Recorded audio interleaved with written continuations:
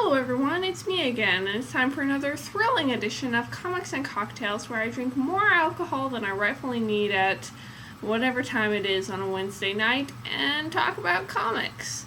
Today's cocktail is actually not a cocktail, it's just straight up whiskey. Specifically, it's Crown Royal Maple Whiskey. It occurred to me that last week's drink was the most whitest, girlish drink to drink. So I had to balance it out with like pure whiskey, because that's like the most manliest man to drink. So manliest man, that's a good word. I will drink manly men. So that's what I'm doing tonight, and it's just balances it out so that I can be super girly one week and super manly the other week. Because that's how I roll. And today's comic is not any specific comic because I didn't go to the comic book store today, because I didn't, and I'm broke, and I put it over there because I felt like it should be out of my arm's reach. So this is last month's Loot Crate. So I have friends who get this, and it's the League of Regrettable Superheroes, which is a bunch of like silly or weird superheroes throughout the ages. I've skimmed through this some, but I haven't read it in depth. The only thing that I've read in this was B-Man, because I like bugs. Let me find B-Man real quick to show you him. Where is B-Man? B-Man is on page 66 of the Loot Crate edition. There's actually apparently another version of this that I think has more on it, but I haven't read it. So we double dare you to resist the attacking bees. This guy actually seems kind of cool. Like, I wish he'd had more stuff and been able to develop past old Silver Age comics, because he's got bee powers and stingers and stuff, and he's a thief turned into a hero, and he's all bee themed. I think he would have been cool if he'd developed, but he didn't. So life is hard.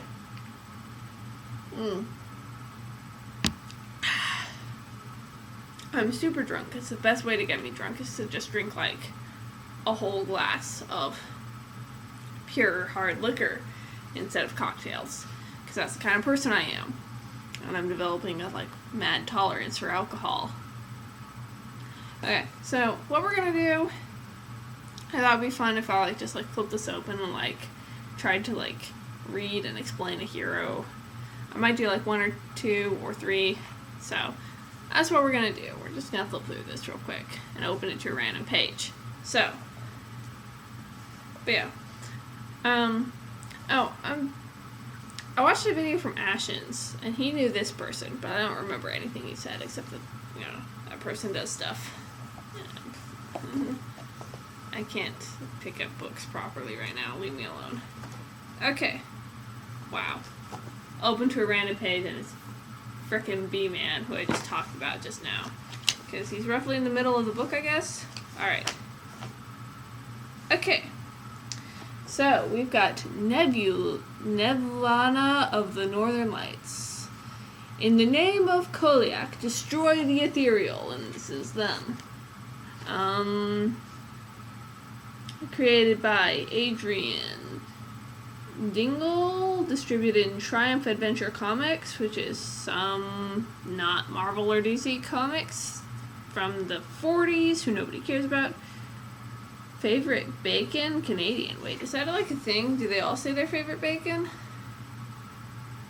No, it just says that their favorite bacon is Canadian, for inexplicable reasons. So this is a uniquely American phenomenon, but didn't take long. Oh, okay, so this is a really old, super Canadian hero, I think.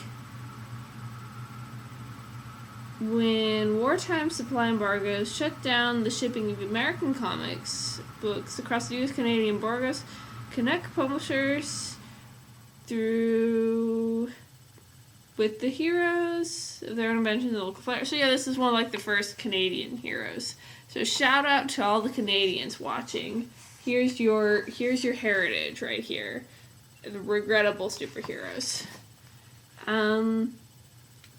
We've got a winged headdress and a trimmed fur costume. Nelvana cut an unmistakable figure. Among mobility, so about brother, our powers of flight, invisibility, telepathy, weather control. There's a pretty decked out hero. And they do some other stuff. I don't feel like reading that all because just me reading is boring.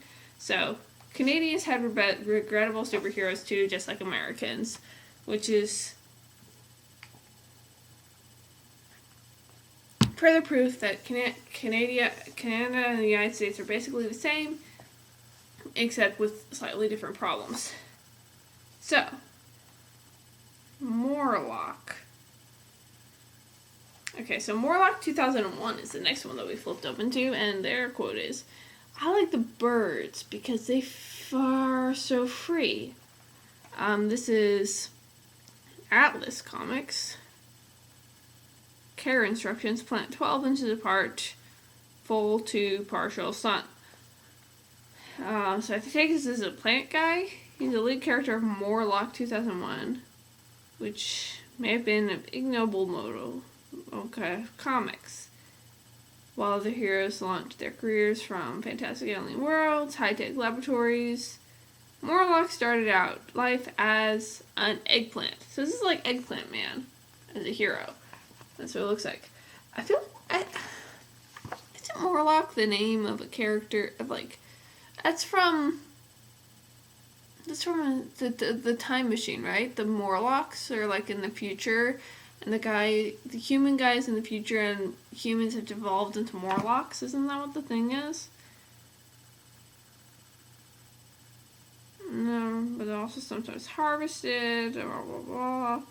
Like the Hulk during those Morlock turns. I have no idea. I don't think it has anything to do with the Time Machine. It's the sci-fi story, not like the technology. So, okay. What is this? Huh? This is a different spread. Oh, Phantoma. This is a lady on the cover. This is this lady. I flipped open to her page. So she does stuff. And there was a Hank mentioned, which made me think of Hank Pym, but I know this is unrelated to Hank Pym. Because for one thing, this is Jungle Comics, which is by Fiction House, which is not Marvel. So, yeah, so that's that. That's the thing. Phantoma wills it. Can I shout that whenever I want something done? Let's see who else is in there. Mother Hubbard. Excellent. I love fairy tales. Loosen eyes from out of head. No more children. You'll be fed. Well, that sounds pretty badass. Why are you regrettable? Sidekick. Shouldn't she technically have a dog? I think she should have a dog, actually. Oh, this one also has a weird spread. Are you on the cover? Who are you? Who's on the cover here? I don't think any of these people are Mother Hubbard. You? Do any of these people look like Mother Hubbard? No, they don't. So I don't know. Maybe she just has like more comic books than other people. I don't know. Oh, and there's our friend Helvana again. Hello, Canada. Hello.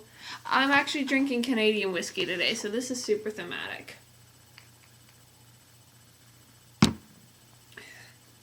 Canada. Destroying native populations since some year ago. Anyway. So, looking at the sober is also fun. I feel like if you have Loot Crate, or if you can find like the normal version of this book, this is a good book to check out. Because it is some interesting, like, it's not just like haha old comics, it's some interesting like factoids about old comics, and I enjoy this.